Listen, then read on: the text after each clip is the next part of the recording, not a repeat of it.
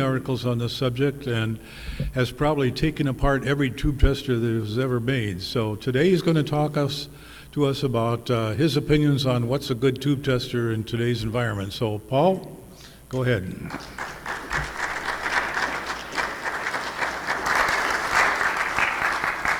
Thank you, Brian. Is this working okay? Yes, it works. I got it. All right, you got my pointer? Or do I have it? Here it is.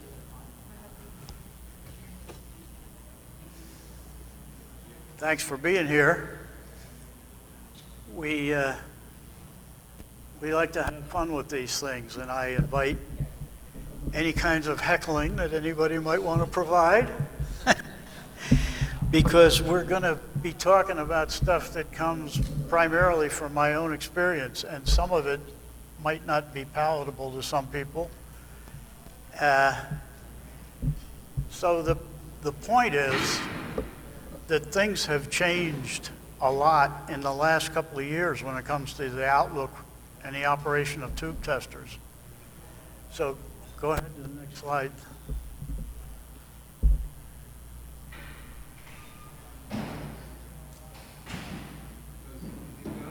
Say what? Okay.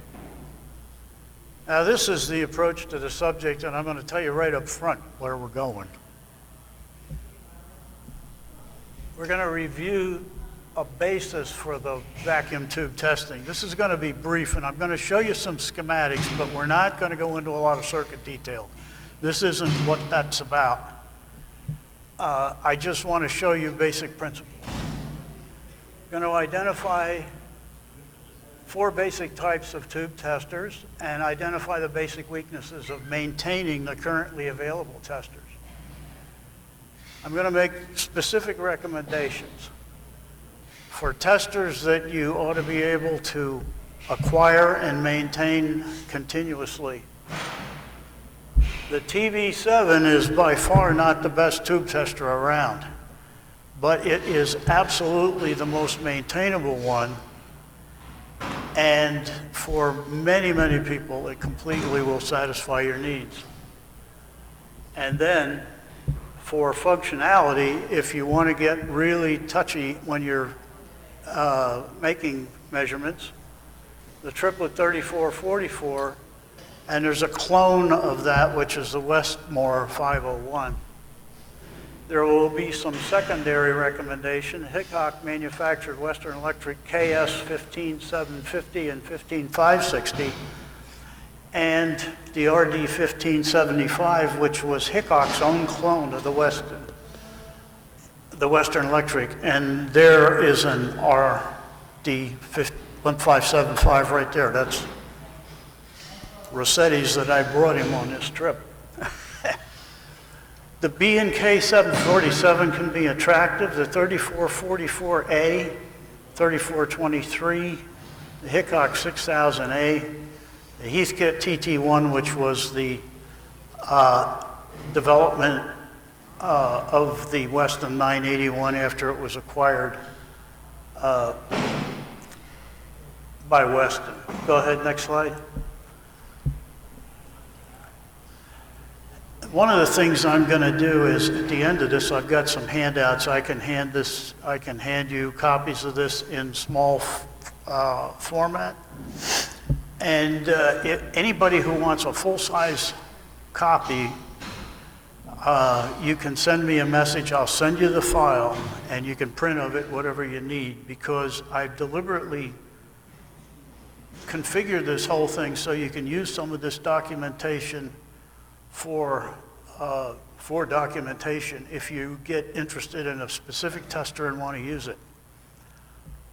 Now, increasing age of historical testers, as they get older, now we're talking about historical testers, not the AT1000 and some of the more modern ones.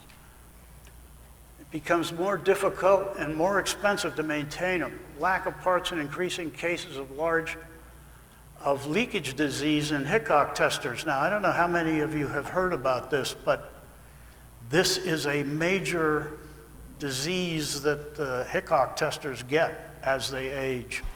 I have a fix for it, and I'm not here to try to sell you anything. You guys know that I service tube testers and have been doing it for a long time. There are some certain things that I do to extend the life of these testers and improve their sustainability. Are we on? I got a red light. I hit it, I inadvertently hit, go ahead, Ted. 2, 3, 4. We still back? We back? Not back? Do I need this mic? This, I'm using this now. Oh, you're low on batteries. I'm sorry. I'll change the battery out. Use that in the meantime. Okay. Oh, here. There will be a slight pause.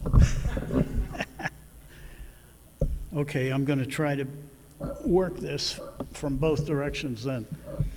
The passing of Roger Kennedy, I know that many of you know Roger Kennedy. He was a major factor in the tube tester repair business for many, many years. And the thing that makes his passing so significant is that he was a source for meters for these Hickok testers.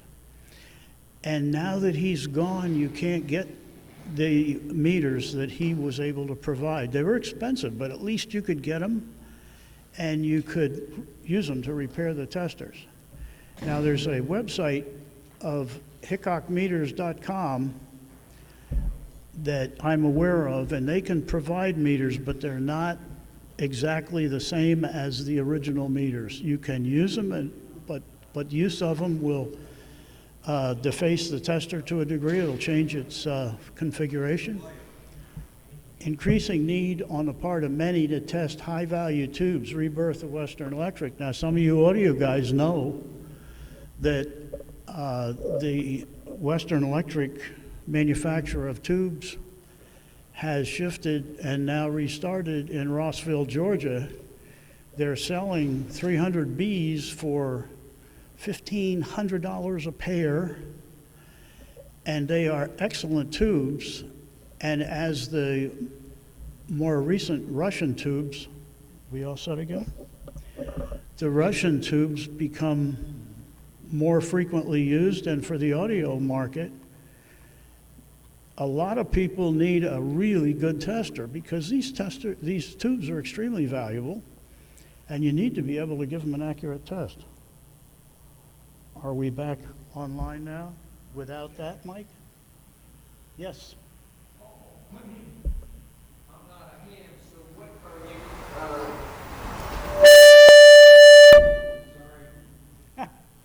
What are you considering as high-value tubes? Audio tubes or?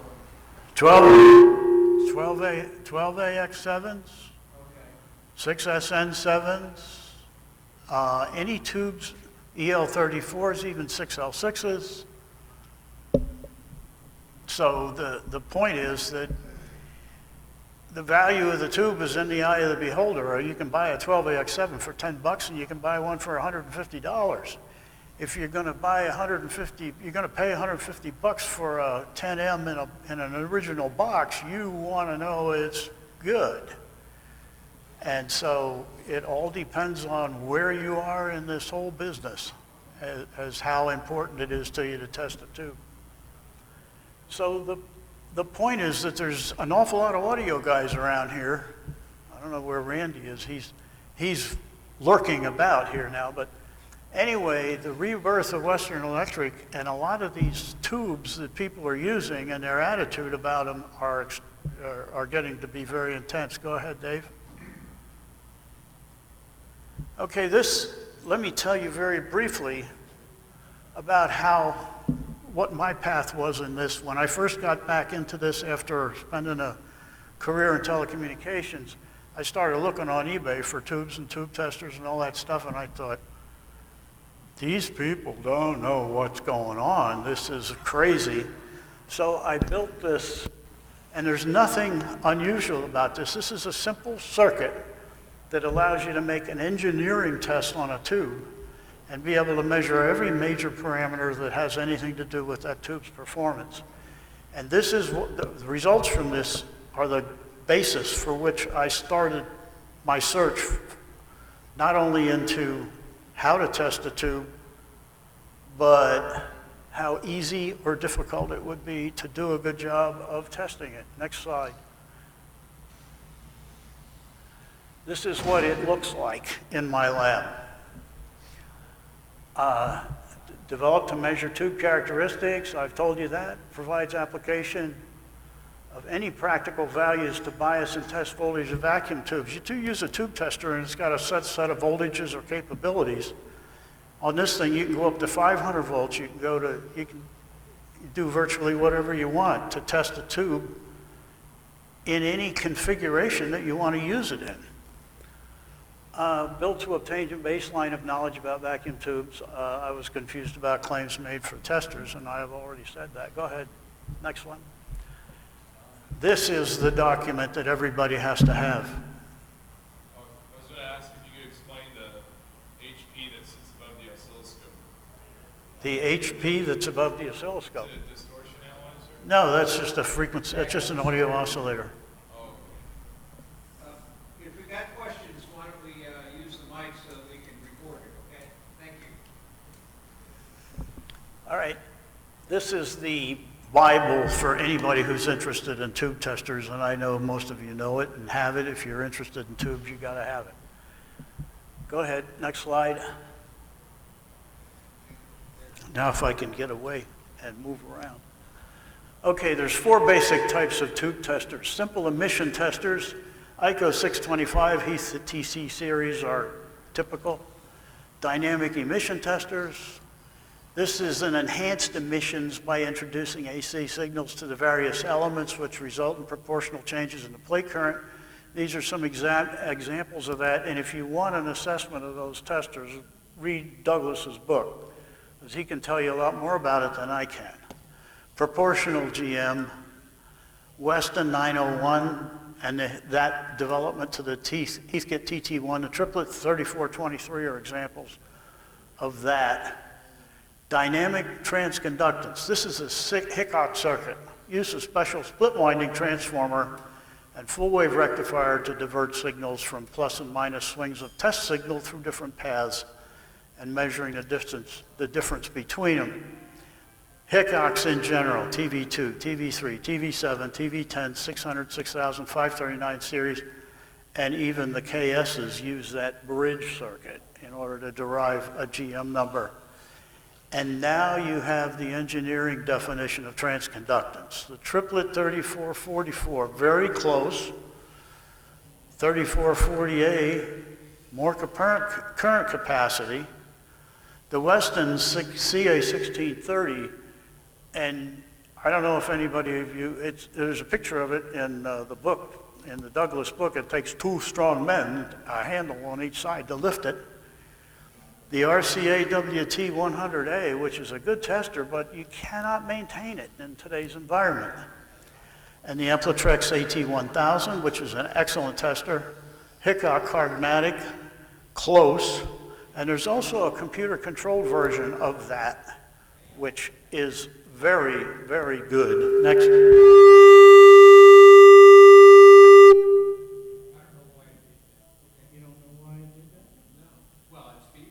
Yeah, I know that. Yeah, go ahead.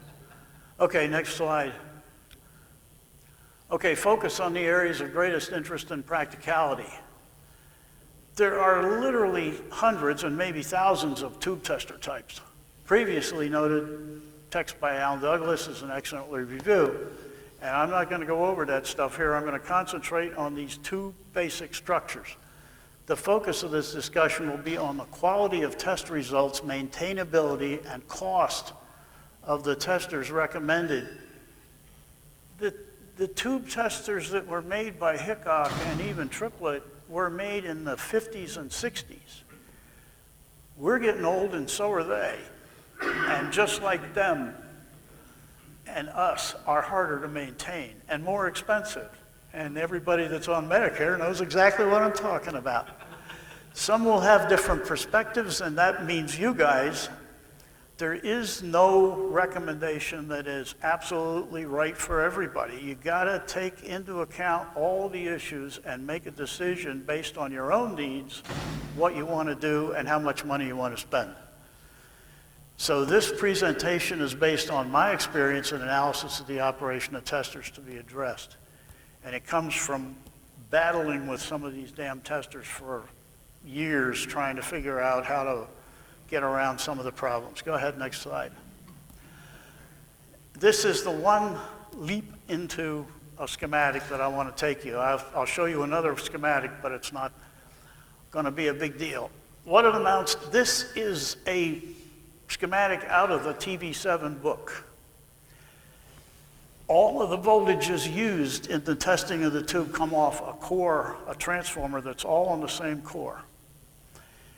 The standard explanation of how it works is you've got this full wave rectifier, however, the returns are split. Each one, you know, in a full wave rectifier, you got one terminal off the center tap.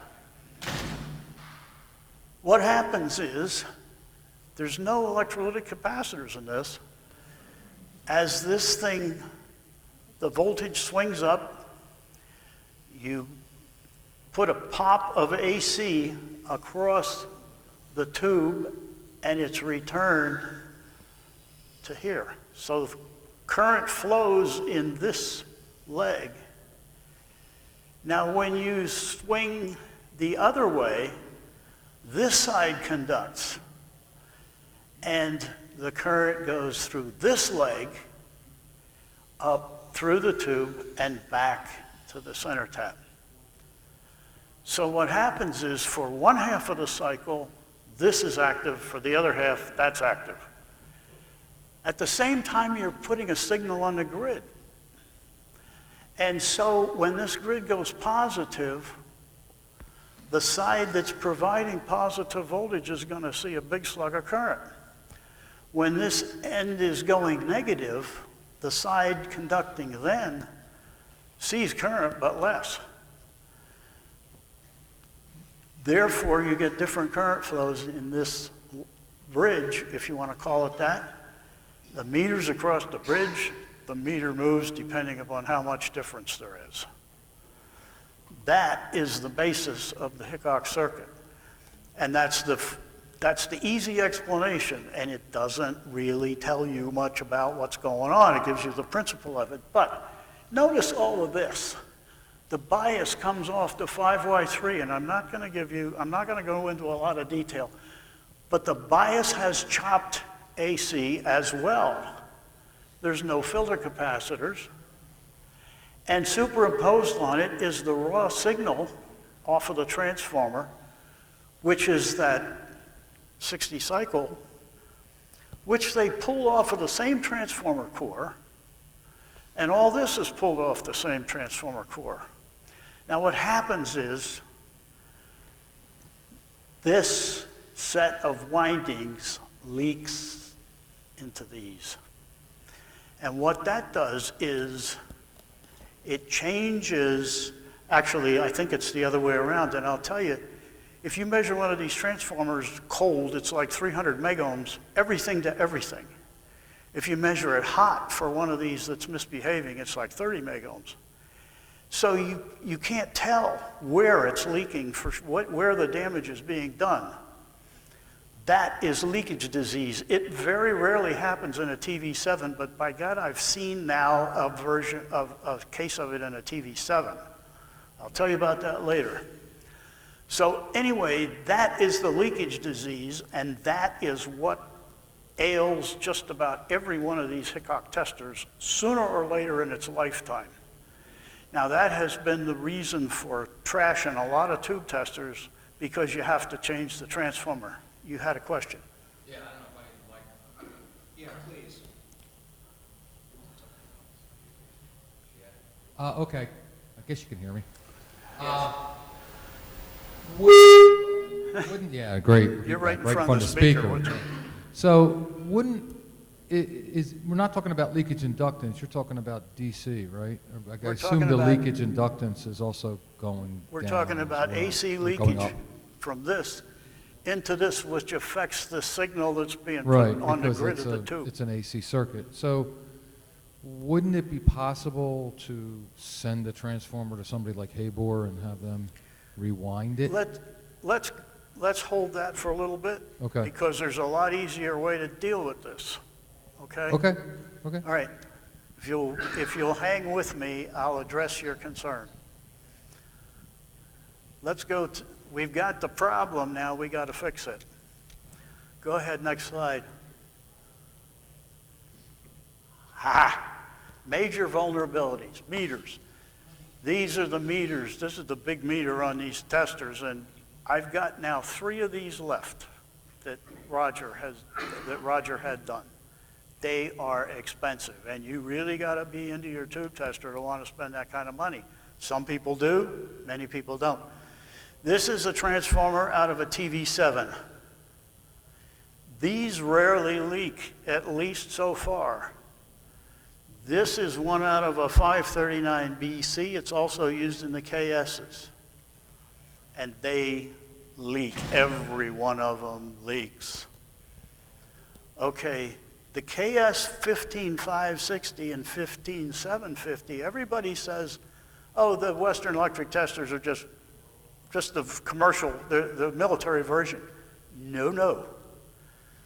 Western Electric demanded a whole bunch of changes in the circuitry in those testers, and as a result, they put pure DC on the grid of the tube being tested, and the transformer is still leaking, but you don't see it in the test results. Go ahead, next slide. This is the fix. Cure for the leakage disease.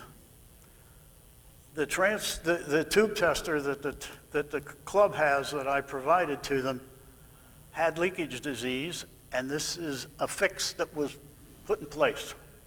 This is what it looks like looking at the underside of the chassis. Remember all that windings that were used to feed the 5Y3, the filament and the plate, came off of the same core.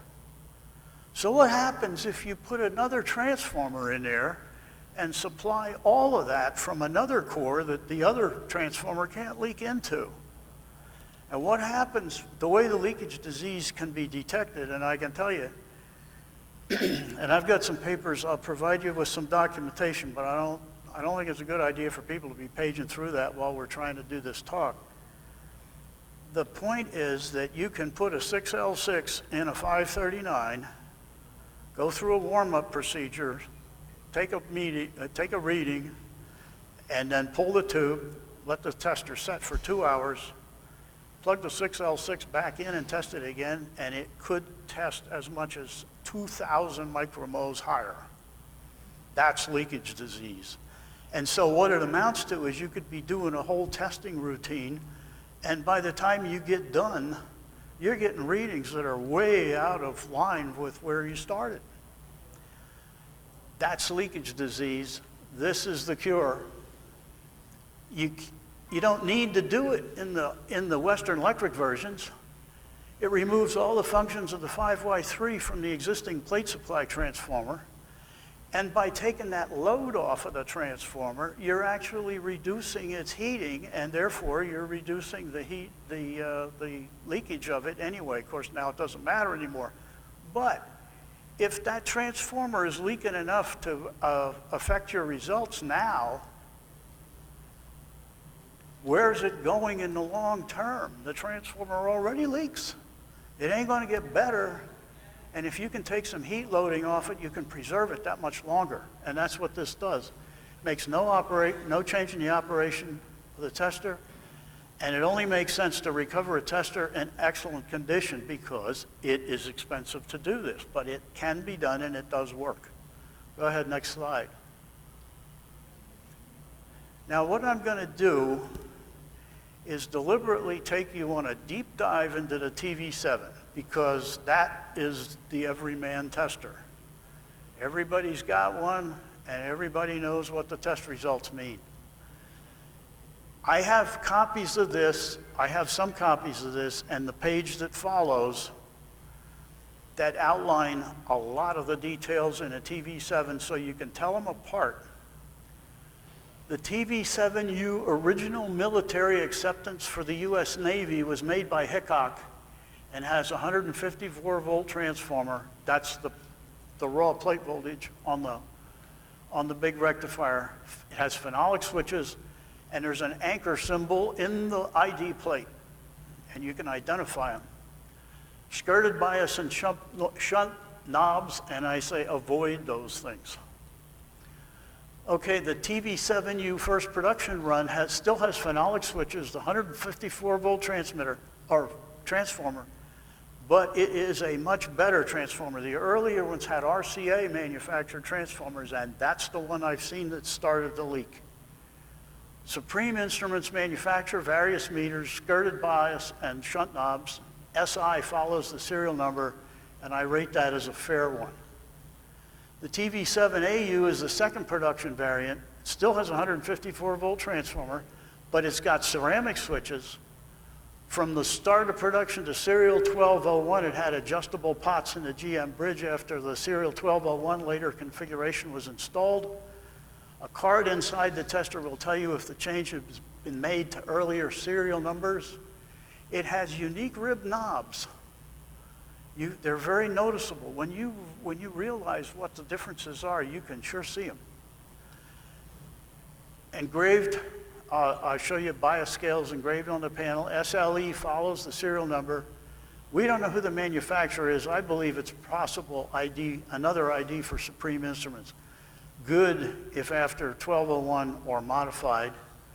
The BU is the third production variant made in two groups, each by Four-Way and Hickok, two groups in 55 and two groups in 57. It's got a 164 volt transformer, black grommets surrounded, and I'll show you pictures of all this. This is what I rate as the best variant. The TV7U DU is the final production variant. All previous improvements add ferrite anti-oscillation beads on socket leads and added an F scale to the function switch. But adding that function puts two more decks on the switch, which is a failure mode. And some of those switches will fail because they've got that on. The point is the BU has all the advantages, but it only has the E scale. It doesn't go to the F scale, and that was put on there for testing microwave tubes and stuff that go up to 60,000 GM, which nobody tests anymore. The DU I consider to be excellent. For some reason, about 6 years after they finished producing the TV7Ds, the military wanted a contract for some more. They went to the Bruno company in New York. And it's got a 154 volt transformer. It's got a lot of the throwbacks. And so I say avoid it. And I have 3 of those in the shop right now, and 2 of them have collapsed function switches. Now you tell me how you think about a Bruno. And I'm telling you to avoid them. You'll see some of these marked TV7EU, and it's not a tester variant. It's an ID on the military stock replacement meter. You see people that see TV7EU and they say, when was there an EU? There never was. It was a meter label. And the CU was Stark, Canada, and the GU was made in Lorenz, Germany.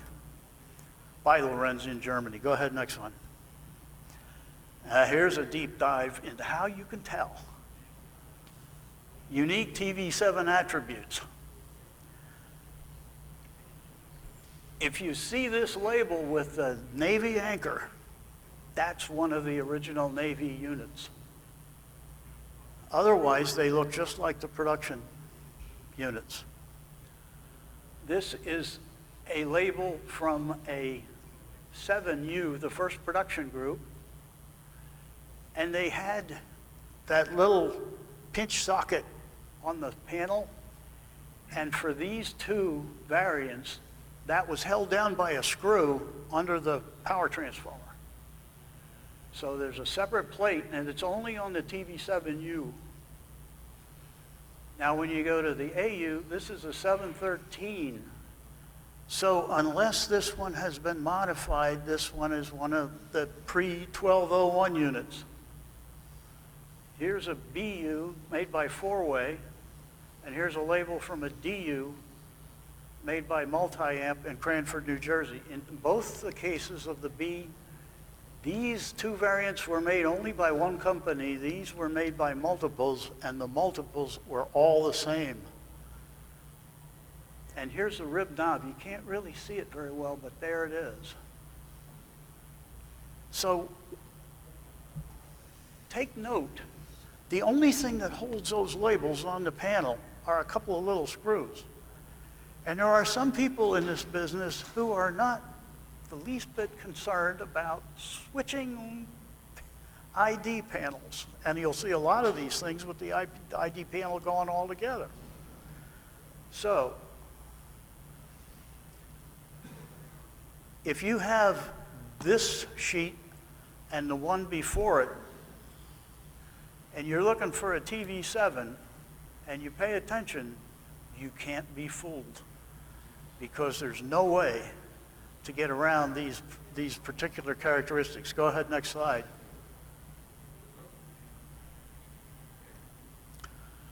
Okay, here's a TV7U panel. This is a really nice one. And you see that little plate held down by this screw? Not only that, the U has numbers on the bias and shunt knobs. And the number, if you look carefully, you can see the number on the 7U is 30, I can't read that very well, 3564-7 on the knob skirts. Of the production ones and the Navy ones have 4160-94.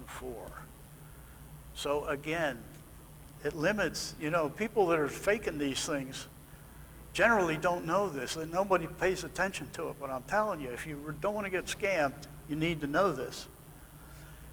The meters could be manufactured by a number of different companies. I think this one is a Roller Smith. And in the production unit, the meters will be marked as TV7AU, TV7DU, whatever. But every meter in every TV7 can be exchanged in any of the TV7s, and they're all the same. So you can swap them, and you will see in the units that have been gone through military modification, a lot of them have been scrambled because of the use of other components. Yeah, Jacob. You got the mic?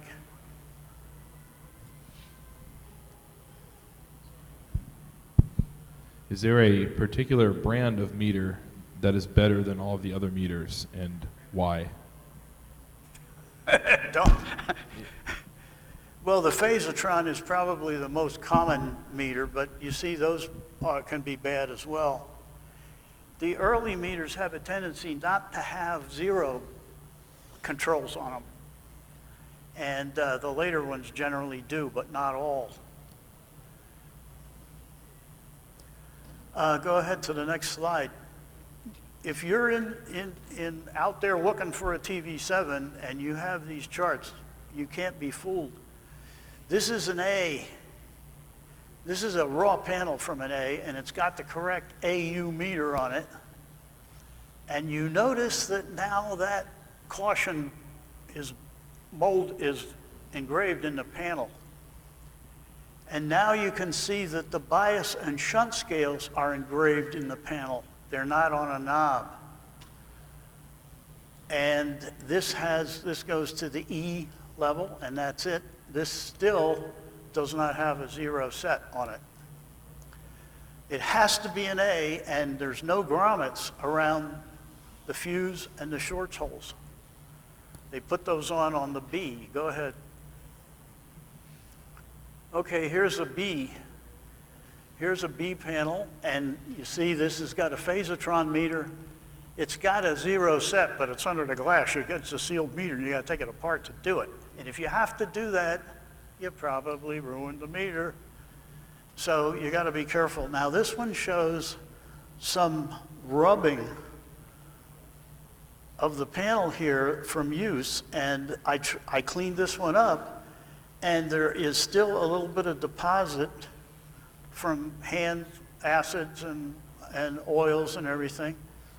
And if you get too aggressive in trying to clean that up, you're going to take the whites out. So you got to be very cautious with it. Anyway, this is a BU. Many of these things have had the line cord relocated to here, and it's not the right place for it. There's a reason for that. I don't want to go into it, but I put them all back up here where they belong with a Heiko sleeve. Anyway, you got insulating grommets around these lamps. And again, the B only has an E scale. That's the highest scale it goes to. The bottom photo, this is a close one, and shows you there's some, it's very difficult to find a really pristine panel. But this kind of wear is kind of normal, and you really wouldn't want to reject the tester for that. Go ahead, next down. DU,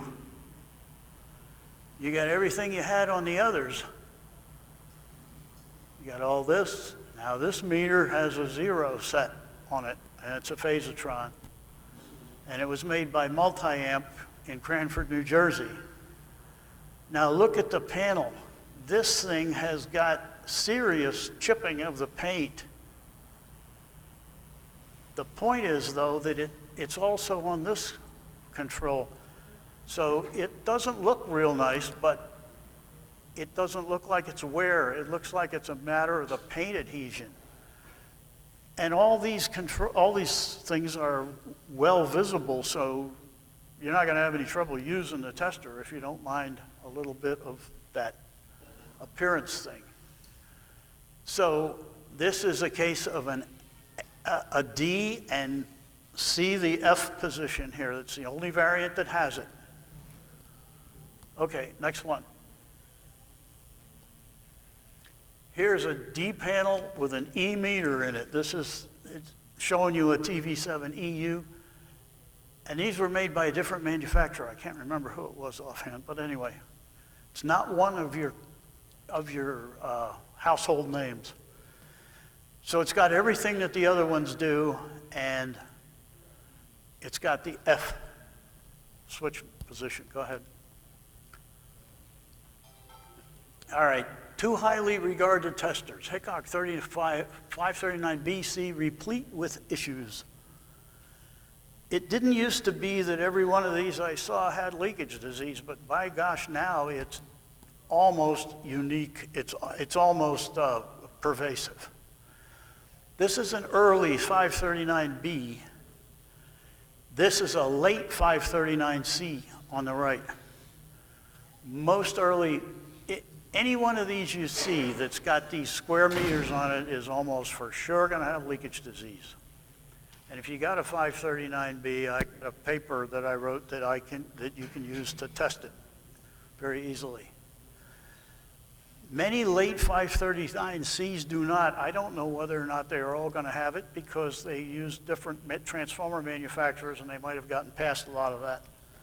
All meters are special, these especially, and that unit there is a 1575, and that's got the round meters, and those things are awful to try to replace. These are a lot easier. Both use a special bias pot that can only be obtained from donors, and donors are other dead 539s is what it amounts to. Because it's a double-decker pot. There are two. One of them's a 1K, one of them's a 3K. They're both wire wound, and they're both linear. I don't know where else you'd ever find one of those. Go ahead, next slide. Rarer, better choices. The Western Electric KS15560, the KS15750, and the RD1575. If you want a Hickok and you want it to last, these are better than the B and C. And this is the one, this is a photo of the one I have in the shop showing that I can replace these meters with modern Simpson meters that are a lot easier to read. Now they'll say, well, that's not the original appearance. I'm saying, what do you want to do? Look at it or test tubes, you know?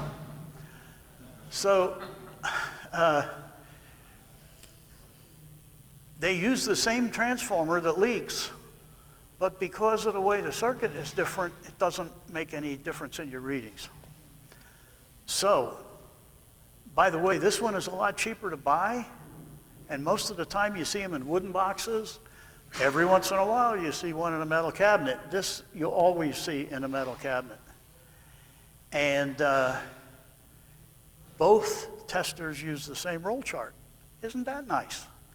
The only thing that this one doesn't do is it doesn't test VR tubes and thyrotrons. Disaster. How many of these do you test in a year? Go ahead, next slide. Okay, other Hickokson circuits. TV3, it's older and has VOM functions. It's rare, it's got a rare and unusual meter. Stay away from it. TV3 is older and has VOM, yeah, I just said that. TVC3 made by Jetronics. And some of these variables in the Hickok type testers were made by different companies, and they made them differently. Some of them have different parts. Some of them, you open them up, you can't even tell what they are. TV10, it's an updated TV3 without the VOM functions. The B, C, and D versions made by others, there's variations, and the meters on those things are impossible to replace, and they're a bear to read. And I suggest that you stay away from those things. There's a man in the room that has one, and he knows. The TV2, CBS Columbia design, it's a Hickok bridge circuit with higher voltage. The other elements have DC voltage, but it's big, heavy, inconvenient, fussy to use, and all versions have transformers and meter issues, and the different manufacturers change the formulations on the transformers, and I will tell you that it screwed up the tester, and you just cannot make it match the calibration specifications. 533 to 538, 600, 800, 6. This was during this time they transitioned from English control to shunt, major meter vulnerabilities. All of those testers, when they go bad, you gotta find parts. The Hickok circuit, the B&K 747, B&K made a whole bunch of testers after the Hickok patent expired. This is the last one they made. If you can find a nice one, they're lightly built. They can serve very well as nice utility testers. Go ahead, next slide. Okay. Here we go. Now, the point is that the Hickok, because of the way the voltages are configured in the test circuit, the way the test circuit's configured, the bridges circuit, it is not a true GM test. I can turn the controls inside a Hickok and make it read anything you would like it to read. I can't do that with these. And by the way, you can't do it with the Western Electric versions of the Hickoks either, because Western fixed it so that couldn't be done. Not only that, as another interesting piece of information, once Western bought one of those and distributed it to a Bell company, they would not allow them to return it to Hickok for service. It had to go to a Western Electric facility. They didn't want Hickok ever getting their hands on it again after they made it. All right. The triplet 3444 is a very interesting piece of equipment. They're rare, but they're becoming more common as the Hickocks fall away, and these are what's left. Above serial 2000, they put a connection to the center pin of the lockable socket so you could put an adapter in there and test other tubes. Above serial 3000, they added the new Vista socket and a cathode cap jack on the front. Above serial 5000, bias voltage was applied to both control grids of all tubes. I'll tell you, if this is a statement from a guy in Australia who wrote a book on audio test and measurements, revised 2022, and this is a quote out of the book, arguably, triplet is the best of all US made and designed vintage testers. That's a judgment of an engineer who did a lot of tests and a lot of evaluation. One of the things I'll also tell you about the triplet, in the Hickok, you've got a plate switch, a grid switch, the filament switches, you got all that stuff. And you connect it to whatever pin on the tube is to that function. In the triplet, you've got pin switches. So each one of these positions is a function. So 0 is off, 1 is filament, 2 is filament, 3 is plate. I'm sorry, no. 5 is grid.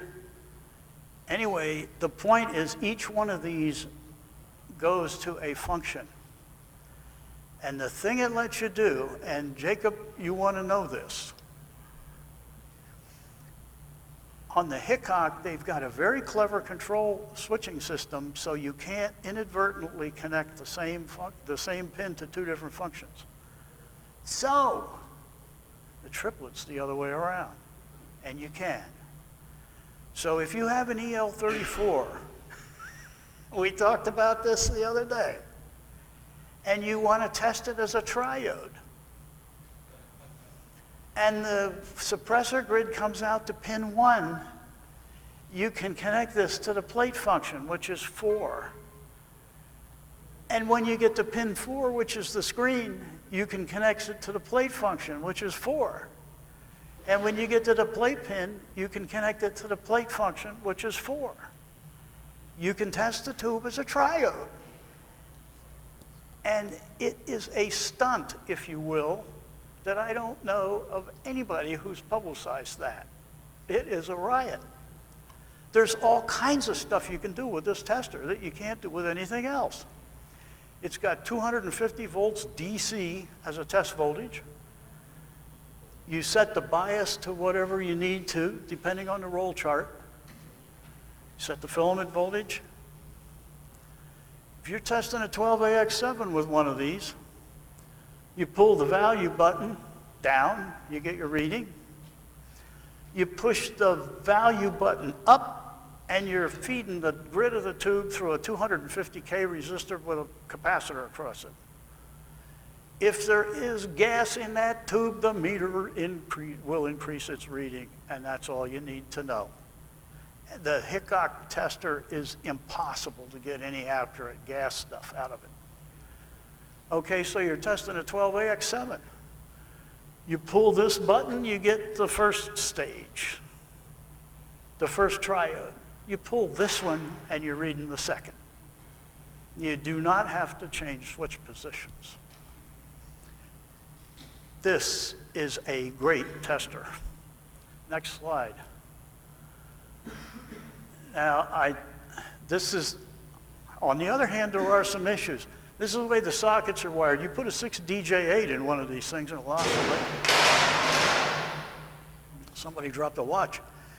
Anyway, look at the way this is wired. They got ferrites on the octal socket, but nothing here, and these wires are parallel. A 6DJ8 will oscillate like crazy. You got to do something about that. Go ahead, next slide. This is the circuit in the triplet, and I'm not going to go through an analysis of the circuit, but if you're going to test a tube to an engineering level, you've got to have an oscillator, you've got to have a source of voltage, of test signal, which is 4 or 5 kilohertz, and you've got to have an amplifier to drive the meter so you're not loading the tube, and you're doing a comparison between the two. Here's the oscillator, here's the functional stepping. The only thing you do to change GM scales is change the drive on the grid. That's the only change that's made in all of the changes that you make when you're testing tubes. Here's the meter amplifier. You've got a bridge rectifier that's driving the meter, and this is the bridge rectifier that's making the DC for you. So the oscillator is a 6C4. Here's the resistive divider. I mean, you've got, in the Jagundo, you had a Hewlett-Packard oscillator, and you had a bunch of Hewlett-Packard meters. This does all the same functionality. Okay, next slide. Now, when I service one of these, I will only do it on one basis, and that is to make the changes that the triplet engineers wish they could have made when they put this on the market, but the bean counters wouldn't let them. I add power supply filtering. See these two screws? There's a choke under there and another entire segment in the rectifier circuit to give it better DC. The oscillator and the meter amplifier circuits can talk to each other. They come off of the same DC source. I put filtering and decoupling in that circuit so they don't talk to each other. There's an added test signal filtering stage. There's a separate switch in the calibration circuit. New common sockets are brought up. I change all of the sockets and put ferrites on them and crossed wiring everywhere.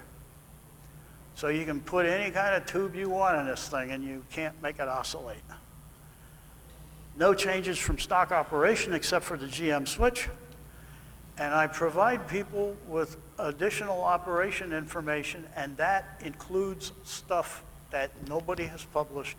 I only provide it to the people I either repair or sell these things to.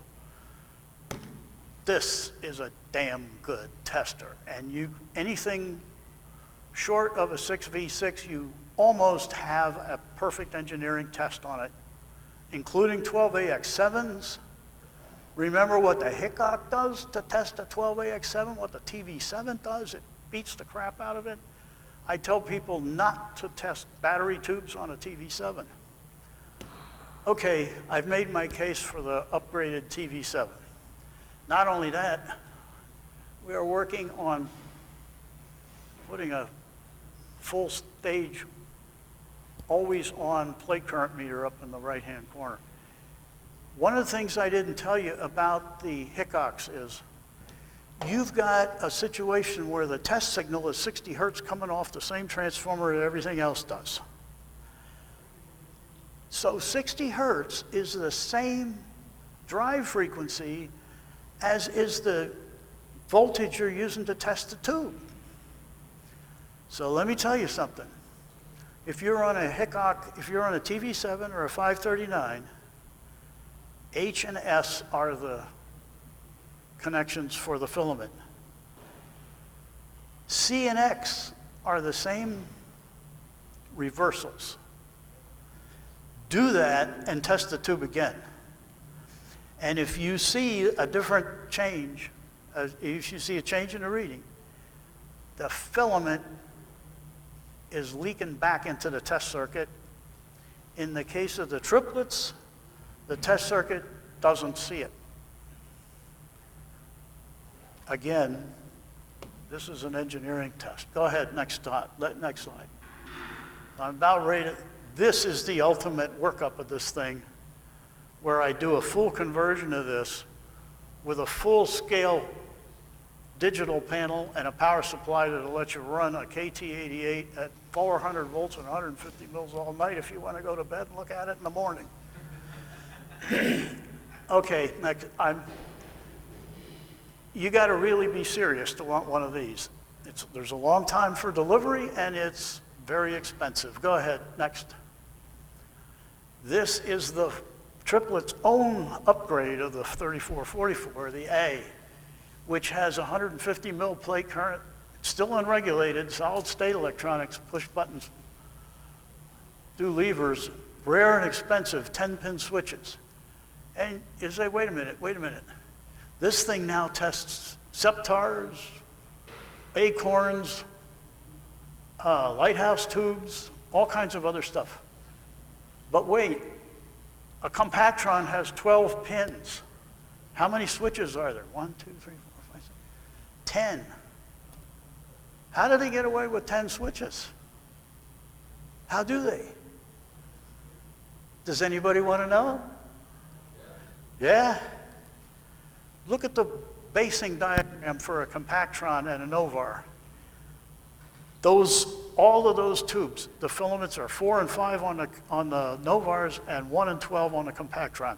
So you don't have to switch the filaments on those, so you don't need any more than 10 switches. Anyway, However, these things run, now they can get, a real pretty one of these will bring $2,800 or $3,000. They can't be converted to the full bore tester because they've been so efficient in redesigning it that they took away all the room that I use in the 3444 to work all this other stuff, see?